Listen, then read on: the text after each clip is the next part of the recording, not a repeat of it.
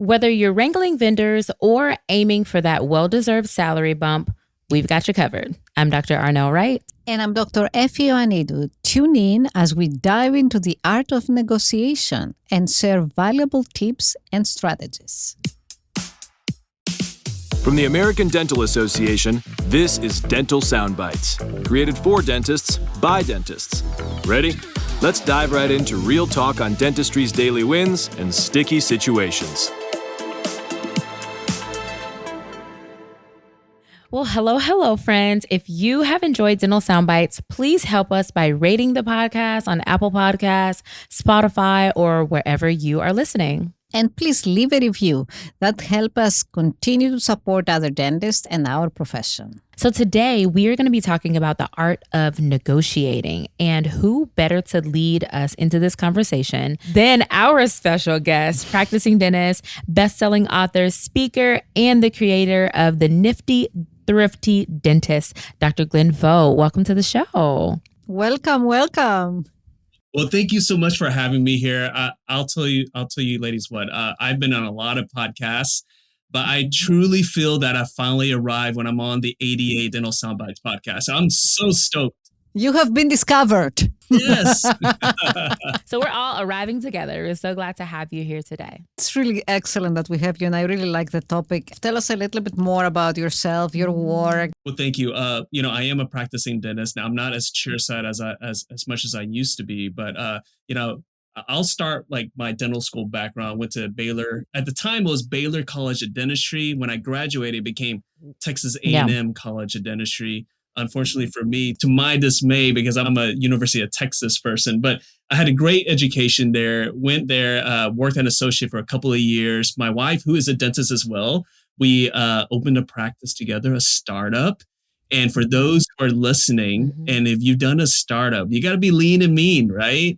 For me, having like an immigrant background, I was, basically born into being very resourceful. Yeah. I had 4 other siblings. There was 5 of us, immigrant family.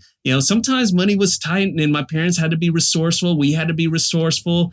When I was in school, I had to work 2 jobs. I had to do what I had to do to get through school. So when I opened the practice, Nifty Thrifty was not something that I just kind of used as a slogan. It was actually a way of life, in a way I started to practice.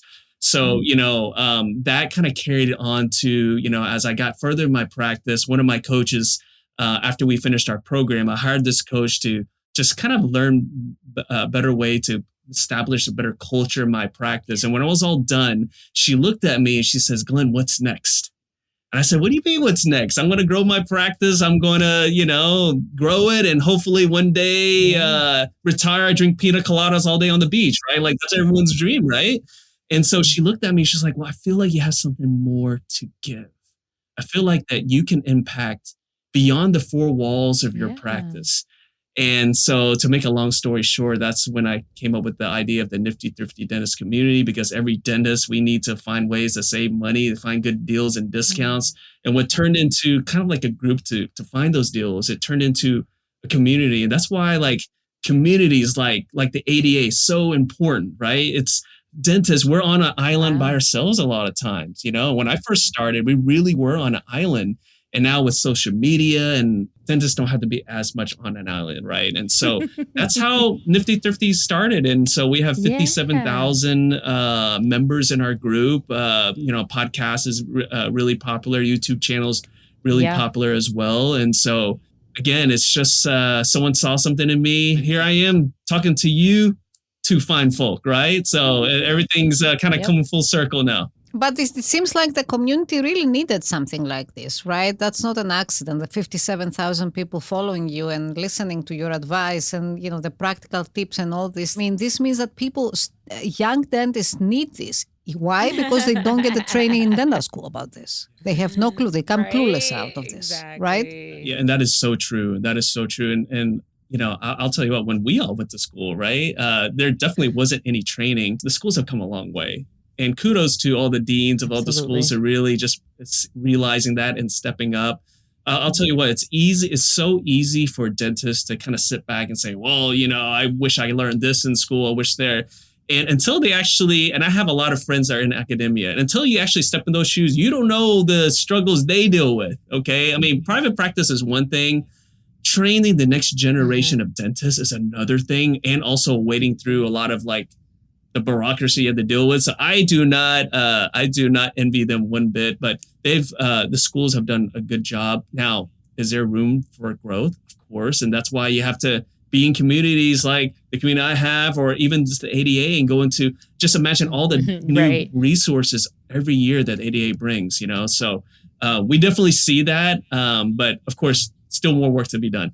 Of course. And I mean, the reality of the matter is that code that does the Commission of Dental Accreditation does require practice management courses. So the dental schools at least need to fulfill this minimal, right? So they all do a little bit of practice management. But you are absolutely right. There is always room for improvement, and there is so much unknown, like for the young dentists, so much. You said two things that really resonated with me, was building a community and being resourceful. I feel like, although we're talking on the topic of negotiating, I feel like negotiation skills, it is part of being resourceful, but it's something that we don't have. Can you marry the two on being resourceful and using negotiation as a way of? I think most people who are listening, and present company included, I think we all know how it feels to be broke, right? I mean, we've been a broke dental student, broke college student. Some people broke longer than others, right? And so when you're broke, you're really resourceful. And I always like, in my presentations, I always like to use the concept of ramen noodles, right? Have you guys had ramen noodles before? Me, a little bit too much back in the day, right? Ramen noodles, cup of noodles, right? And so I remember just being a poor student, and, I had to eat a couple of noodles. Well, you can't eat the same thing all the time. So you become resourceful, right? I mean, believe it or not, ramen noodles, you can stir fry ramen noodles. You can eat them plain. You can make a soup. You can add different things into the soup. You can add sausage, meats, all these different things. You become really resourceful, right? When you're opening a startup practice and you only have so much money that the bank has lent to you, and you only have so much working capital, well, then you become an expert really quick in like IT, become an expert really quick and like fixing things, a repair person, all those different things. And so a lot of times we have to dip back into our resourceful nature. We've been there before. We've been broke before. Yes. And for some reason, when you become a dentist, when people become dentists, they feel like, okay, now it's like that resourcefulness is out of my head, right? Like, I don't know, I need to pay for everything. I need to hire everyone for everything, when really you actually can do it on your own. And so when I'm talking about nifty thrifty, it has nothing to do with like being the cheapest person, right? It's just being nifty, being skillful, thrifty, being just mindful of resources. So spending money on what really matters. And so that's how you kind of bring those things together. And one of the biggest things that people struggle with, and I think this is something that Dr. Effie is going to really love, is, when it comes to staff compensation, right? When you really understand your numbers and look at like your overhead, and you're wondering where is the highest component of your overhead, it's your staff pay. Believe it or not, it's not your composite that you bought last month. No, it's not the gauze. It's not the cotton rolls, right? It's not all those things. Those things are easy to see. You can look on an invoice, you can look at that, but it's a staff compensation. And there's a real easy way to make sure that you're not overpaying in staff compensation. Do you want to start by telling us like why negotiating is so important, whether it's your salary or your services, and then maybe that can lead into that staff compensation portion? Generally, I don't like to use the word negotiation. I like to call it a conversation, right? So let's start, before we get into the staff, let's talk about like your supplies, with whether you use any of the big three supply vendors, someone smaller. You have to understand this, is that you only know what you know, right? Now, back in the day, it was harder to check prices. Nowadays, it's really easy, right? We go on there and we look at these websites. We go on there. Some people who are really resourceful, like my wife, she has like this app where it checks the price of all these types of clothing that she likes, and she knows where the best prices, right? Oh, I need this app. Okay. What is this app? I need this app. It can be very dangerous, because I'll tell you what, it seems like every day when I come home, there's always a box of something and I get excited. I was like, did someone send me something? Oh, from my wife again. Oh, so she's gotten really good at that. But she shows me. She's like, look at all this money I save. I was like, okay, I can't get upset about that. But what I'm talking about is for in the dental space, right? Like, let's say, for example, your dental supplies. Everyone's got to buy dental supplies. Now, how often, for those who are listening, how often do you check to make sure you have the best price? Or do you just kind of trust your supply rep and say that that's okay? What I do is I actually get my team to put everything I order on a spreadsheet. I can actually share that spreadsheet later offline. I can share a link and you guys can download the spreadsheet and you guys can use it yourself. But I have a spreadsheet. So there's always different reps that come by and say, hey, Dr. Vo, we can beat any of your prices. You know what I say? I say, okay, prove it. Here's a spreadsheet. Put all your prices in. Oh, cool. So I do it every year. And I told my supply rep is like, look, I have to earn the right to be my patient's dentist every 6 months. Every 6 months, I have to earn the right to be there, continue to be their dentist. So you guys have to earn the right to have my business. Yep. And we can do that and we can keep the emotions out of it. We can be open and transparent. Here's the spreadsheet, put your prices in there. And so I go through there because what happens is this, guys, you order from one company and if you never check your prices, you never know.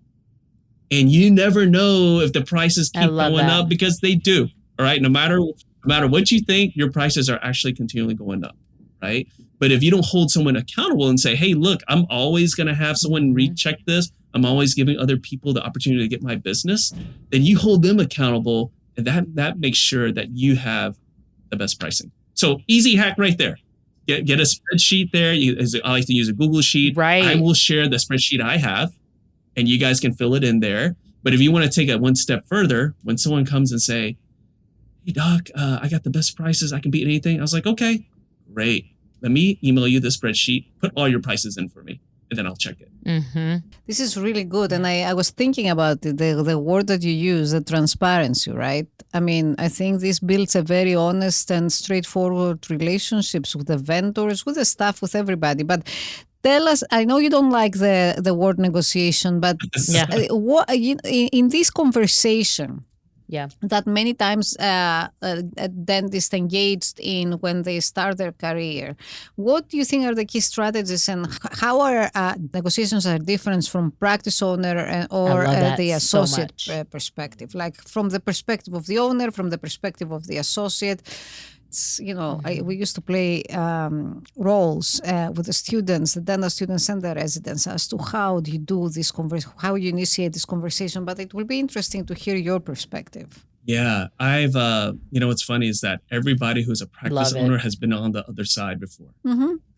And sometimes they forget, right? Most of the times they forget.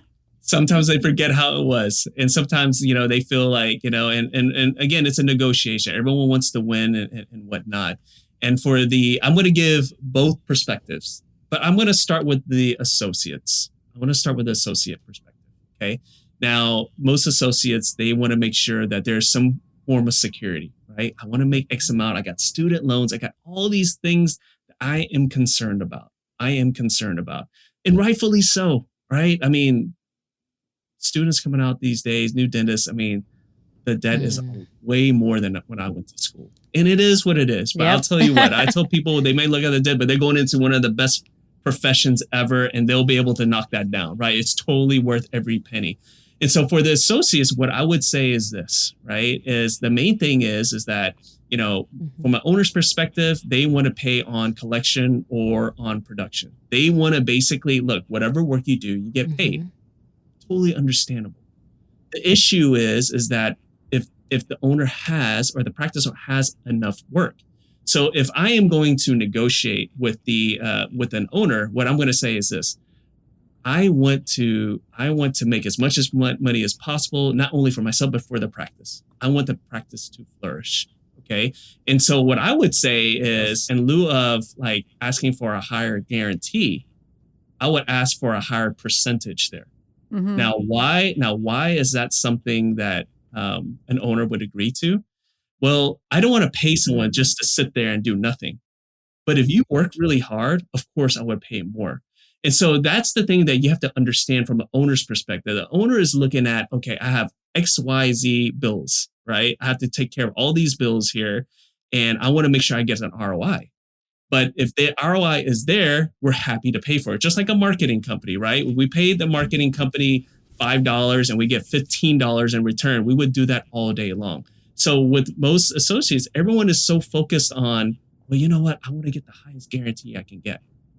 Well, the thing is that what I would say is what you really do, if you're in the right situation and you have enough patience, you actually want to get the highest percentage you can get. So that's what I would say from an associate perspective. From the owner's perspective, it's really the same thing. We don't want to pay someone just to sit around there. So it's the onus is on us to make sure they are busy. So what I would say is, from the owner's perspective, I would say, okay, I would give you X amount of guarantee. And I actually would go opposite. I would actually pay a lower percentage. Okay. Now this is the owner's side. Okay. This is the owner's side. Okay. Because if you truly feel that your practice is busy enough to support someone, then you want to have the lower percentage. You want to have the guarantee higher. Okay. Now, again, if they don't hit that percentage, then there's two things that's wrong. Number one, your practice is not as busy as you thought it was. Okay. Or number two, you probably don't have a good fit there. Those are the two things there. Most of the time, it's the practice is not as busy as they thought it was. That is the one thing that before anyone even thinks about hiring an associate, you have to ask yourself, am I hiring an associate because I'm just tired of working? Or am I hiring an associate because I really have so much work here, I need the help? And I think that's the biggest thing. I think a lot of times people are like, I'm just tired of working and I want to take back. But then what happens is that there's not necessarily enough work for them because the owner doctor probably just needed one extra day off. And now they're bringing an associate on. Now they're fighting for patients. So, before you even bring on an associate, I think that's the first thing. That's the first thing that owner has to ask themselves. For the associate, the first thing they need to ask the owner is there enough work to support 2 full-time doctors? You have to ask that question first. And then take it a next step further, if you do and I would say do either a working interview or trial run, maybe a week or so. And I would actually, as the associate, I would offer that to the doctor. And I would simply say this, I just want to make sure that we vibe and everything's okay. During that week, it should tell you if they're busy enough. You should be able to look at all the schedule. And if you see that there's barely any patients on your side, that should tell you something. So I know I gave you a lot more information. No, I think it's great. I think it's great. I think it's really important to properly set expectations. And really, that's how you negotiate staff pay. It's about properly setting expectations.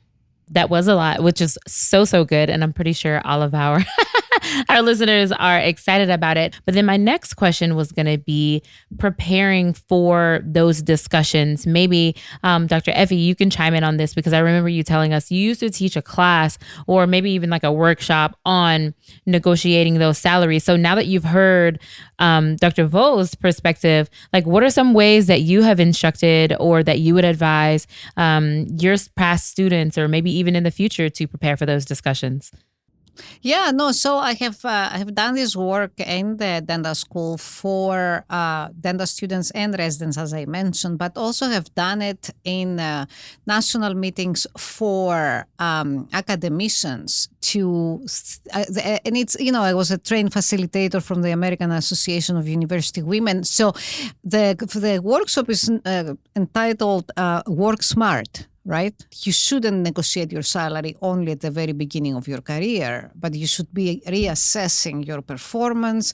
Many people go up for promotion. Many people change institutions. I'm talking about they change practices, right? So those principles apply in different settings. But I think it's exactly what Glenn said. I agree that from the associate perspective, because this was my perspective, right? I was advising the associates going in or the junior faculty or the residents looking for a job. So the number one thing that we were doing is to make sure that each candidate knows their value and they know what they can contribute. And when you negotiate salary, you don't negotiate, with a dollar amount. I need this because I want to buy a car, right? I need this because I have student loans. I mean, that becomes irrelevant in a professional relationship. I think what the message that I wanted to pass to the junior practitioners is you need to know your value. You need to know what you might be able to contribute to or whatever organization you're joining. But then also you have to set a realistic benchmark. And to be able to do this, you need to know the market, right? You need to know. And as you said, Glenn, earlier, all the information now is in our hands, right?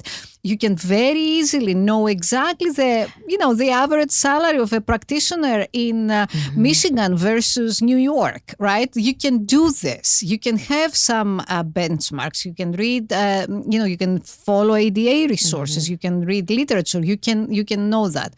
And my focus was more into motivating women practitioners to be able to stand there and come strong in these negotiations and understand what are, in addition to their actual salaries, what are the benefits that they may need to negotiate. So tell me a little bit about this. When associates come into the discussion of salaries, do they touch upon the benefits? Do they have any understanding about retirement, about health insurance, about parental leave, about all these other components that we may overlook at the initial steps, but then they become suddenly relevant, right? Glenn, can I also add one more layer to that? I'm going to give this back to you because Effie, you mentioned a few things and I also saw your face light up, Glenn. So value, performance, and knowing the market. I'm on the newer dentist spectrum, so I'm going to have the perspective of the new dentist. So if in your answer, can you also speak to that as well? Like knowing your value, someone coming out, being an early career dentist, knowing how they can perform because they haven't really measured up to numbers or looked at the business. So if you can incorporate that in your answer, that would be great too. Absolutely. And gosh, I love that. I mean, thank you so much. I would say this. I mean, when you're looking for an associate position, not every position is going to be matched up to every associate. I mean, I think we can all agree about that, right? There's different practices out there. There's different types of dentistry. There's different, the patient demographics and where it is. There's so many different things. Okay. But the thing is that you have to, what I would say is when you're looking at a position, the first thing, and it goes back to the value, the first thing you should look at is see what type of practice they are, what do they do, and what skill sets do you bring to the table. I'll give a very easy example here. In fact, I will use a female dentist as an example. Let's say we have a female dentist who loves to see pediatric patients. They have the temperament for it, all these things. And you look. Stereotype. I'm just using that because, my wife is really good at it. Listen, don't mess with Dr. Effie. Don't play. Well, so let's say, for example, you're looking at, different opportunities. Let's say there's a group practice and maybe the doctors are older and they don't see as many pediatric patients. Maybe they refer a lot of them. And we can just change this. Let's say instead of pedo patients, let's say surgery. Let's say like there's a dentist, a female dentist, she's really good at surgery. And there's a practice that refers a lot of surgery out, right? That is an ideal opportunity for an associate because right away you can say, all that work that you're referring out, I can do that. I'll take it. Yeah. I can keep it in-house. Yeah. And here's the great thing is that the one thing you got to worry about is there enough work for you? Well, if you are doing most of the work that's referred out, you will be busy, right? Yeah. So now you can negotiate from a, stronger standpoint saying, well, you already refer this. If you keep it in-house, I'm actually going to help you make more money. I'm actually going to help you more money. So the thing is not only understanding your own value, but looking at the opportunity that's in front of you and seeing, okay, am I going to bring something there? Now, let's say that you're a younger dentist and you cannot wait. You're willing to work 4 or 5 days a week. Okay. And let's say that the practice owner is starting to wind down a little bit. You actually can use your youth to your advantage. Hey doc, maybe the practice has been steadily going down because the doctor is scaling back there, and there's nothing wrong with that, right? That's kind of like the life trajectory of every dentist's profession, right? Like their career, right? It goes up and it starts to kind of come down a little bit as they kind of cut back. Well, when you add that aspect of youth and enthusiasm in a practice, it could energize things. And so you could bring that to the table as well. It's like, hey, doc, you normally don't work on Fridays. I would love to bring that back because nowadays with the way the economy is, it's hard to get days off. People need that Friday, or maybe they need the early hours. Doc, I would love to do that. You know, so understanding what the practice needs, doing that homework is going to help you as far as negotiation goes. This is an excellent point. I really like this because first of all, the number one focus here is, you go to your interviews, to these conversations well prepared. Yep. You have to be well prepared. You have to know the practice. You have to know the environment. You have to know the state, the town, the state. You have to be informed. The other thing that I tell the students is, and it's in the current generation, I think it becomes more and more relevant, judging from my daughters that are college students. I mean, what I say is that create a spreadsheet with your expenses, project your expenses. Like how much are your loans? What kind of car are you, prepared to buy? Rent, mortgage. Make a spreadsheet and see what is your bottom line, right? Because people talk about, they throw out random salary numbers that are unrealistic. Yeah, because they've probably heard it from somebody in conversation and stuff, right? Yeah, right? Yeah. So I just find that the touch and connection with reality is kind of very important. But and on this, tell us a little bit about your website, because I know I went and on the website I found it very interesting that you have it's dedicated to saving money, right? Smart tips and strategies and resources, how to be resourceful, how to approach those struggles, especially at the initial stages of your dental practice. So when working with these vendors, and you brought up the spreadsheet, how can you secure the best deals? Is the strategy transparency, or you think there are other ways too? Well, and I'm glad you asked that question. So yes, transparency is one thing, but you have to understand that the sales reps, the vendors, all the companies, they all want the same thing, right? Just like we want the same thing. Yeah. We want to be able to take care of our patients and develop a relationship where we can take care of these patients and make sure they're healthy for a long period of time. The salespeople, the vendors, the companies, sometimes they get a bad rap because we always feel like they're just trying to rip us off or something like that. Mm-hmm. And honestly, they're not. They're trying to help us. They want to have the same thing. They want to have that relationship.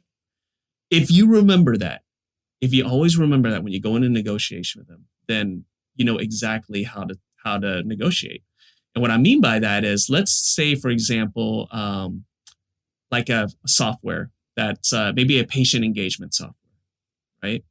That most practices use. I'm going to use that as an example. Now, the company, they want you to stay with them for as long as possible. Mm-hmm. That's how they grow their company. They rely on that monthly recurring revenue. Now, whether they get it every month or they get it in one lump sum, it doesn't matter as long as you stay on there, because that's how their value of the company grows. And so if there's a software that you really like I love this particular software, I'll never leave, I'll use it every year. Well, there's actually a way that you can save some money by using the relationship factor. So a lot of times I go to those companies, I say, look, I like using this software. I'm not going to go anywhere. I want to keep using it. What if I actually prepaid this year? Could I get a discount? Most of the time, actually, not most of the time, almost all of the time, they will say yes. And the reason being is because, again, remember, they want that relationship. They want you to stay with them. So every month they have to make sure that you're happy so they get that monthly payment. But if you know you like them and you're not going to go anywhere, why not use that to your advantage? Just say, hey, I'm not going anywhere. How about I go ahead and prepay? So a loyalty discount. Exactly. You can. Yeah, Exactly. yeah. I love it. And I love honestly, it. we kind of pay that already in the dental practice. You know what it's called? It's called dental insurance. Oh, insurance. Okay? Nice. Right? We're super loyal to, well, I'm not going to mention any names, but certain insurances, right? Starts with the D and starts with a D, but like, and we pay that loyalty discount. Sometimes is a big discount to keep those patients in there. So really, you're just doing the same thing there. And a lot of times you could probably get, like, let's say, it's not uncommon for them to give you 2 months free. Well, imagine what you can do with the 2 months free, right? Maybe that's something to go towards what really matters here, which is going towards your team. Maybe you can put that money aside and do something really nice for them during the holidays, right? A Christmas dinner, a thank you dinner at the end of the year or something like that. So all those things, what I always preach is, yeah, you can save money, but remember, spend it on what really matters. Yeah. So what really matters in your practice is your team. What really matters at the end of the day is yourself, right? Maybe your family as well, but yourself, because if you're not okay, then the practice is not going to be okay. So maybe some of the savings you take, maybe you just take an extended time off during the holidays, right? Maybe you give some PTO to your team so that they can recharge as well. So those are the things that when we talk about nifty thrifty, it's not about being cheap. It's about using the money on the things that really matter. And what matters is you and your team. So good. We will be right back.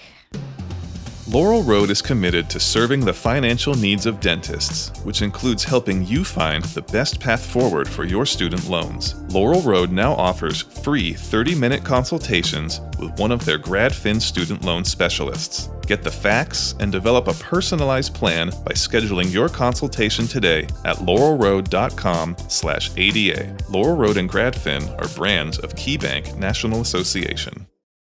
You can help more patients pay for the dentistry they want and need in just 2 steps. 1. Tell your patients you accept the Care Credit credit card. 2. Let them know that they can scan your custom link QR code to privately learn about and see if they pre-qualify for Care Credit with no impact to their credit score. It's financing simplified. For practice solutions or to add Care Credit endorsed by ADA Member Advantage as a financing solution, visit carecredit.com. Welcome back to Dental Soundbites. We are having a conversation about negotiating tips and strategies for dentists with Dr. Glenn Vo.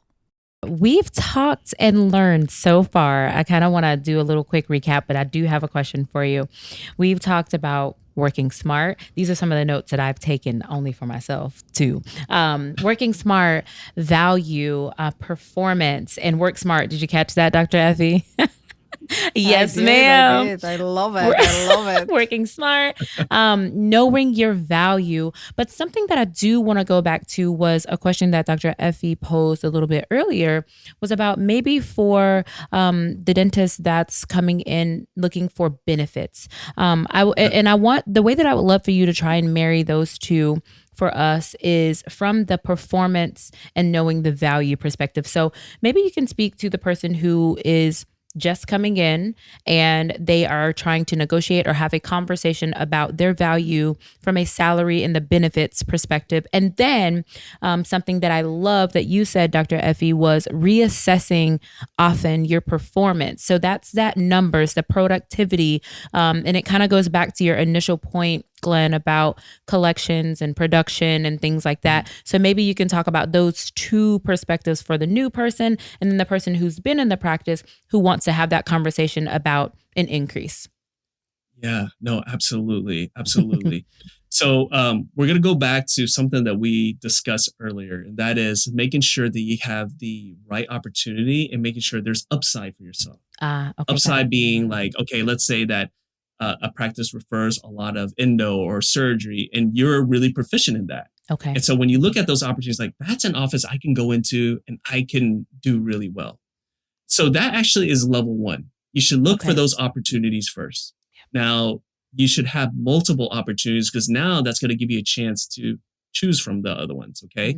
So let's say you found 3 offices that you feel like your skill set can do well. And so the biggest question being, can I make money in that practice? Is answered. That's probably the most, that, and also if you vibe with the culture and the practice owner. That's the first one. So you have to get through part 1. Yep. Kind of like when you're dating someone, you got to like someone first. Yeah. Okay, done. Now you got to meet their family, right? Yeah. You got to get through that, right? And so the next part would be the benefits. Now you have to ask yourself, if you say yes to something, you might say no to something else. Yeah. Right? Like now you might run into those unicorn practices where they give you everything. Hey, we got PTO, we got health insurance, we got CE credits, right? We got all these things. Okay. If you find those unicorns, that's an easy answer. But not every practice is going to have everything that you want. Okay. So then that's the level 2. And you have to ask yourself, well, is this important? Maybe your spouse, maybe you get health insurance from your spouse, right? So maybe now you could come back and say, hey, I noticed that you guys do a stipend, or maybe you do an allowance for health insurance. I actually got that. Can we shift that to something that is more important to me, like PTO, right? Oh, or let's shift that to something important to me about CE, right?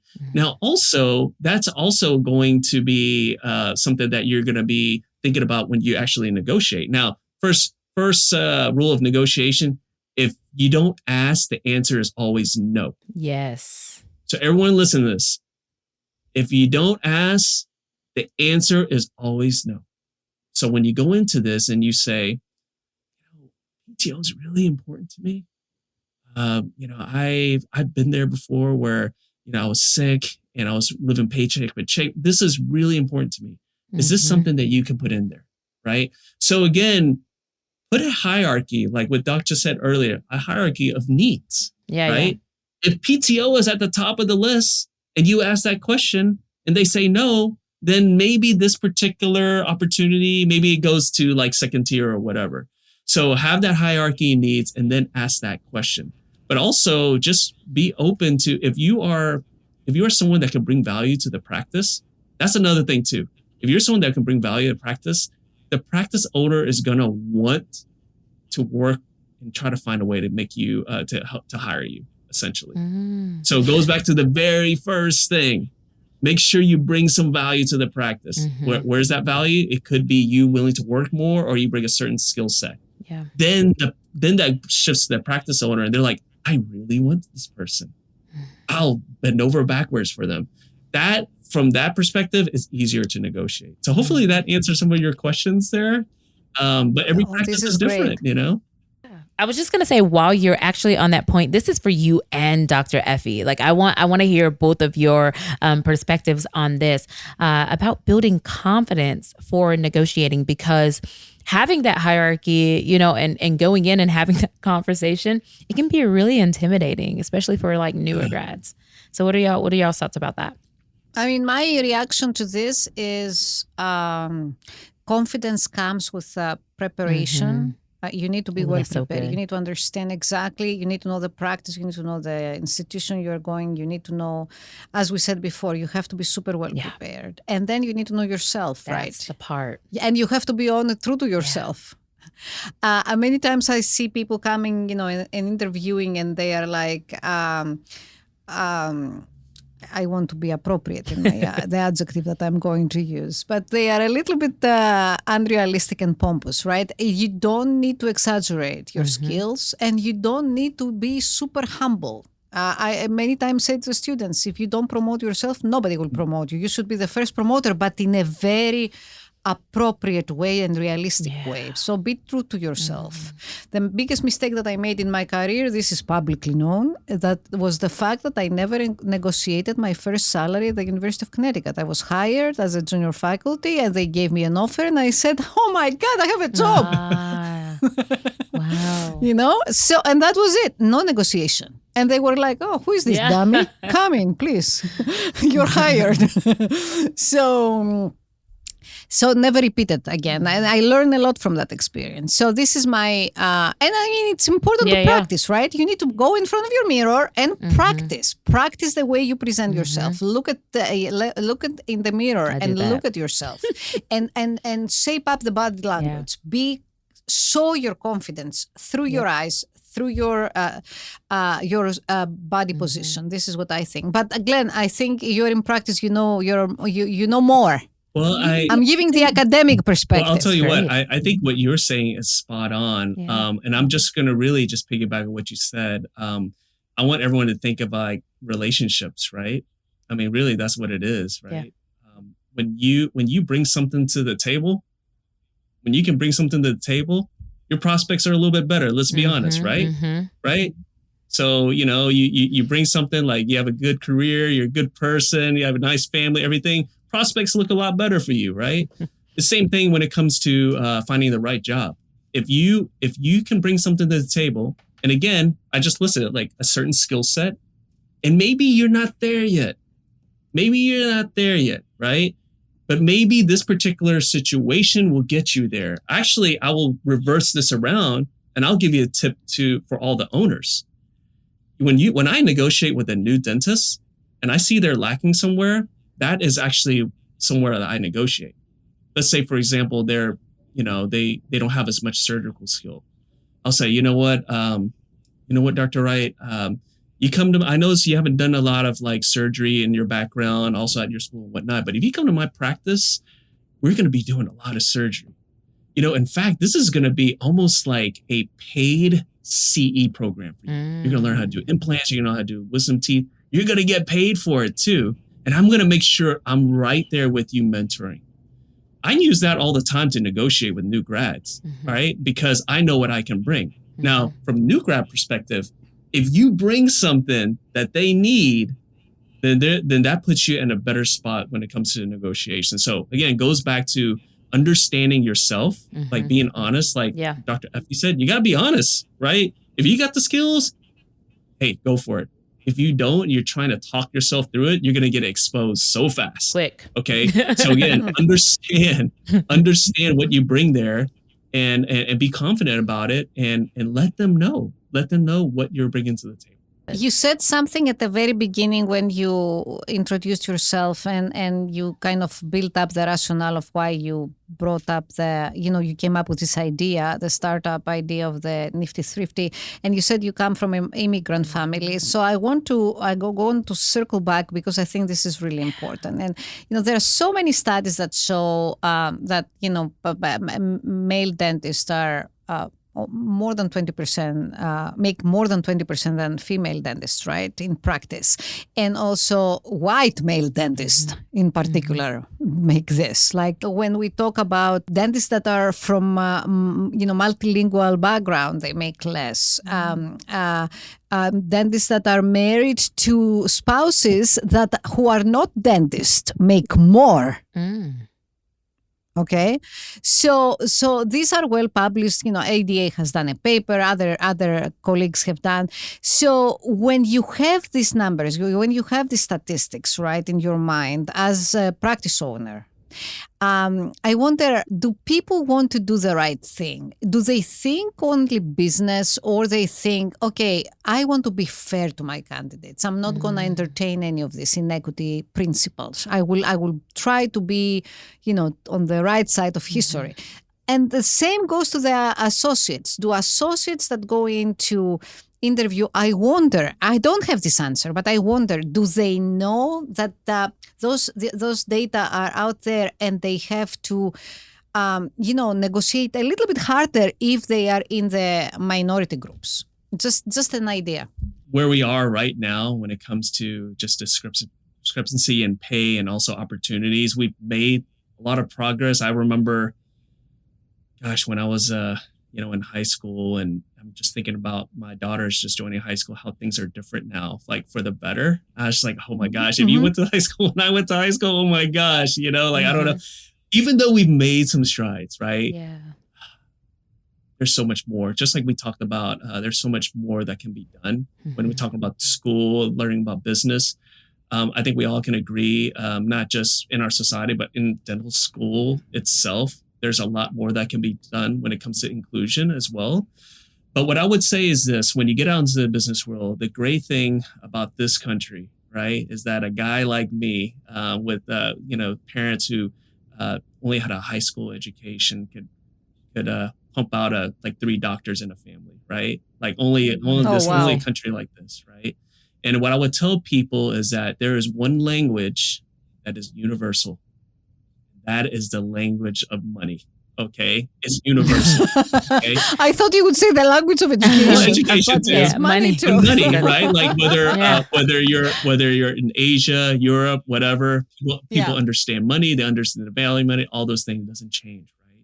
And so, what I would say when it comes to negotiation, doesn't matter who the practice owner is, what their background is. If you can demonstrate to them that by bringing me on, your production and collection is going to go here, they will understand. And they won't care if you are from Mars, okay? If you can bring this value to the practice and bring that to them and help, increase the bottom line, doesn't matter who you are, doesn't matter if you're from Mars. That's the thing that you have to understand. You have to sometimes just eliminate all the emotion out of that and just say, when you're negotiating, let's say, for example, you come on and you take a salary that maybe is not as much you want. What I would say is if you guys ever do that, negotiate and say, I'd like to have this conversation again in 90 days. I'm going to show you what I can do. In 90 days, you see the numbers, nothing left to be said, right? Nothing left to be said. So understand that you can get past certain biases by just talking into the universal language. Of course, universal language is love, but we'll talk about money too, right? Universal language. And just show that the hard, cold facts, because money, numbers, they do not lie, right? You can't hide the numbers. And if you can demonstrate there, then if they are negotiating and treating you in good faith, they will say, okay, it makes sense. I'm going to up your pay. If they don't, then just thank your lucky stars that you expose them at that point, and then you can leave. So a lot of times sometimes people feel like, oh, I got taken advantage of, or something happened. The thing is when bad things happen to you, you are blessed with one thing. That's clarity, right? And that is priceless. You understand the true nature of the other person. That is priceless. And then you can cut your losses and get out of there. That's a great tip. This is really a great conversation. I really loved it. That's wisdom. That was so good. On the next Dental Soundbites. Join us as we talk about the important connection between oral health and overall health. Discover how oral health, patient care, and innovation come together to drive meaningful change. Thank you so much for joining us today, Dr. Vo. As we already said, that was such a great conversation. I'm sure we could just continue on and on and on, but I know our listeners really, really are going to glean so much from you. So thank you. Thank you. We always learn. Yeah, right? I know. I'm over here taking notes. These conversations, we love it. It was really a pleasure meeting you, and I think this was there are so many strategies and so many tips in so many different levels of the practitioner's life. So I think that this was very useful. Thank you so much. Thank you. So, Dr. Vo, can you please tell our listeners how they can find you, how they can find out more about you, where they can follow you online? Yeah, I'm very easy to find. If you're on Facebook, join the Nifty Thrifty Dentist Facebook group. Again, there's 57,000 of us in there. Love to have you on there. On YouTube, it's Nifty Thrifty Dentist YouTube channel. I have different podcasts and also different videos on there as well. And of course, we have their site, niftythrifty.dentist.com. So would love to have you guys just engage and reach out to me anytime. Glenn Vo on Facebook. Send me a message. People message me all the time. Nice. That's how I give back to the community by just whatever you need, just reach out to me. If I can't give you the answer, I will find someone that can. Thank you so much. Thank you. This was great. And if you guys like this episode, share it with a friend. Then be sure to subscribe to this podcast wherever you are listening so you can get the latest episodes. Yeah, you can also rate it. You can write a review. And don't forget, you can always follow us on social media. And don't forget again, the conversation continues on the ADA member app and on our YouTube channel. Catch the bonus content and everything you didn't hear on the show. Until next time. Howdy. Thank you for joining us. Dental Soundbites is an American Dental Association podcast. You can also find this show, resources, and more on the ADA member app and online at ada.org/podcast.